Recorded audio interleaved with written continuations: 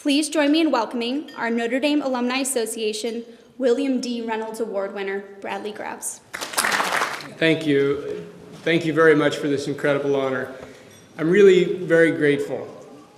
When Dolly called me a few months ago and told me I'd been selected for this award, I was really amazed. I was especially excited to learn that I'd be coming back to campus to receive the award. But I'll have to admit that when Dolly told me that this event was going to be in January, my mind flashed back to January of my sophomore year, walking in a blizzard from campus to my beloved but very distant dorm of Carroll Hall. Fellow vermin. It was the only time in my life when my eyelids literally froze shut. But fortunately, today is a beautiful day at Notre Dame, so very happy to be here. Very happy to be here with my wife, Dawn, and our baby daughter, Frances.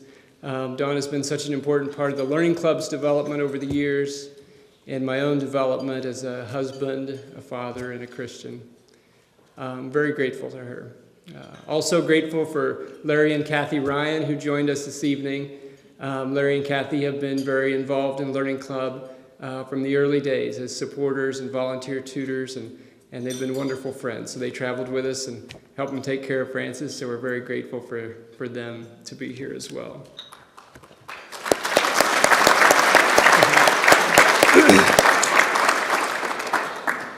When I was a student at Notre Dame, I would never have guessed that my life would look as it does today. During my 4 years here, I really had my mind on a business career or maybe law school. But I'll have to admit that there was always some voice in the back of my mind that urged me and that drew me. One early whispering came when I was graduating from Chaparral High School in Harper, Kansas. Now, Harper is a farming town of 1,600 people in south central Kansas. And though I loved growing up there, by the time I was 18, I was so ready to break away and make my splash on the world, and being accepted to Notre Dame was a perfect opportunity to do just that. Ambition and success were large on my mind at that time, but I remember pausing a bit by a graduation card that I received from a friend. Now, I was a typical 18-year-old, and I really treasured graduation cards. Not because of what they said or who they were from, but because I thought there was a decent chance that there'd be some money or a gift card inside. But somehow, this one simple card caught my attention. It had a quote from Albert Einstein. He said, "Try not to become a man of success, but rather a man of value." Interesting.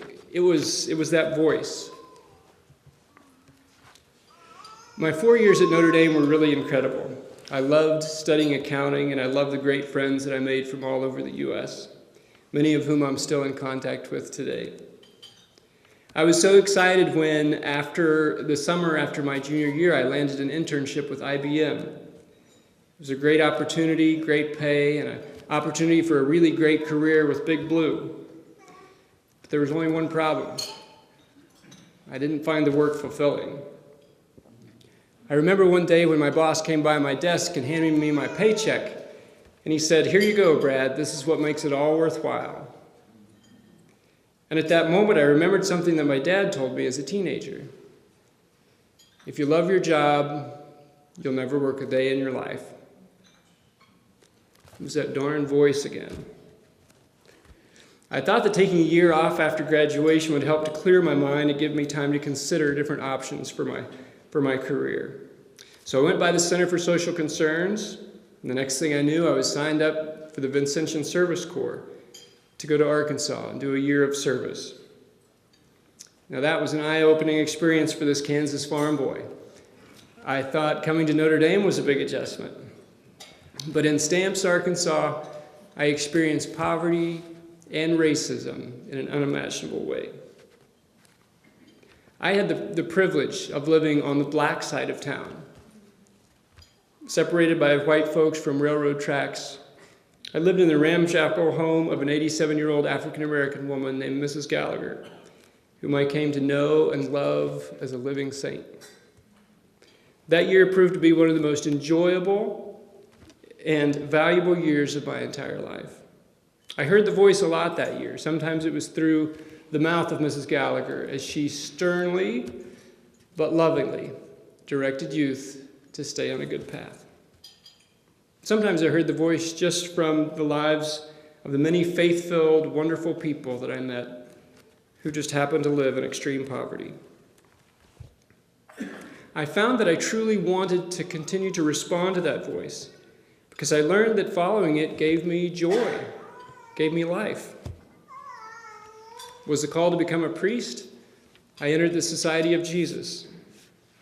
Through experiences in the Jesuit novitiate, my faith steadily and sometimes painfully moved from my head to my heart. An incredibly formative experience, but ultimately not my calling. I lived in community at the Shalom Catholic Worker House, a homeless shelter for men, where I was profoundly impacted by the men we served and the many volunteers who came to serve them. Fast forward to a Sunday afternoon in 2000, as Molly described, when I was taking a walk in a park near my home in Kansas City, Kansas. I saw two young men up ahead of me, and then I kind of saw them circle back behind. And I had a bad feeling in my stomach. Long story short, they caught up with me and beat me and mugged me. A difficult experience. I was angry and fearful for some time. But eventually I offered a prayer for those two boys. And soon I heard that voice again. You see, at the time I was teaching at Rockhurst High School, a Jesuit preparatory school in the suburbs. I was teaching social justice, which I really loved. But that voice asked me, why are you teaching social justice and not doing it? You're devoting your life to teenage boys at Rockhurst, but what about the kids in the urban core? It was that voice again. I left Rockhurst the following year and started the Learning Club in the same neighborhood where I was mugged. For several years, I was very content to work with the 25 marginalized children in that impoverished area. But one day I was invited to do a police ride-along to learn more about the issues in our neighborhood. At one point, the officer I was with got a call about a domestic disturbance at Juniper Gardens. Now I'd heard about Juniper Gardens, but I'd never been there. It was notorious for crime and disorder. It's the oldest and largest public housing project in Kansas. Well, we took off red light and siren, high speed, toward Juniper Gardens. But we pulled over 3 blocks before we got there. And I looked over at the officer, and he said, "We never go here alone. We've got to wait for backup." We waited several minutes for 2 more patrol cars to come before they would even enter the compound. Fortunately, the incident that was called in was not a huge deal.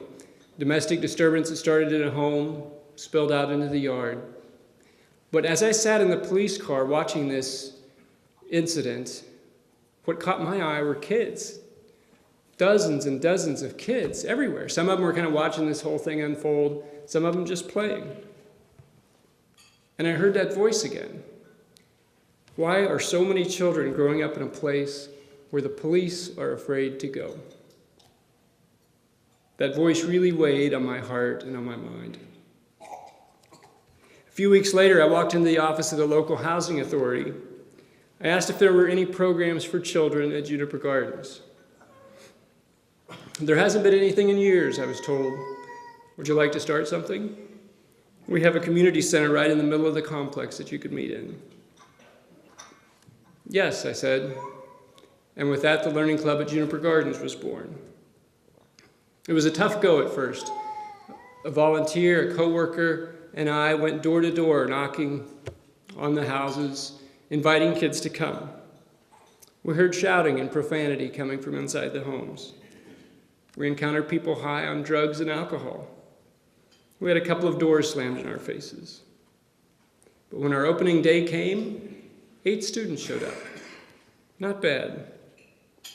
And when word got out that we served really good snacks and that students could earn points for their hard work, and they could use those points to buy school supplies and toys, we soon had 30 students in our program at Juniper Gardens.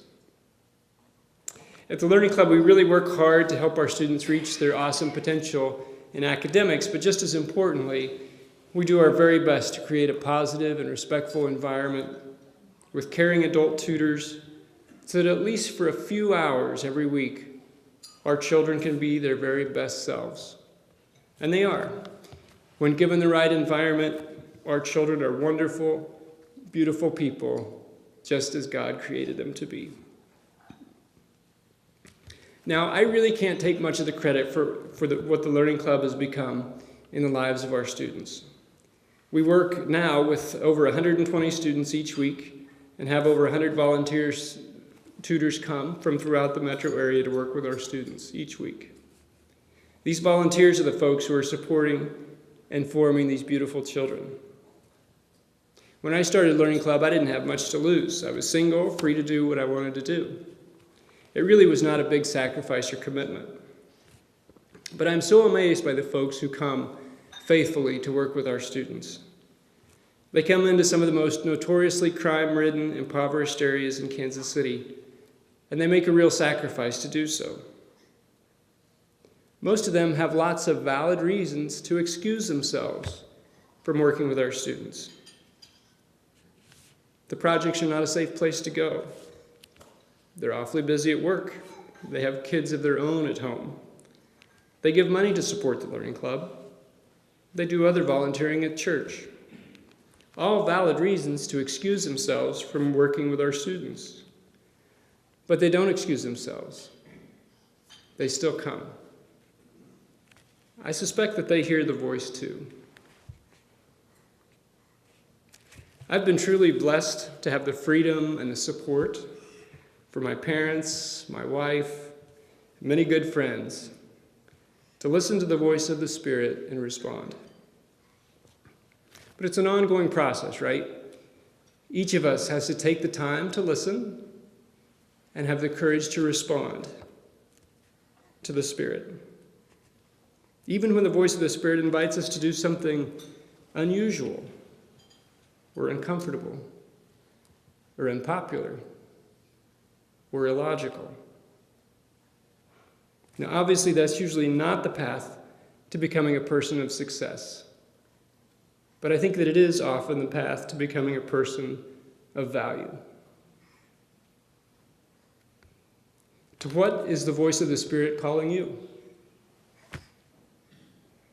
Do you hear it? Thank you, and God bless you.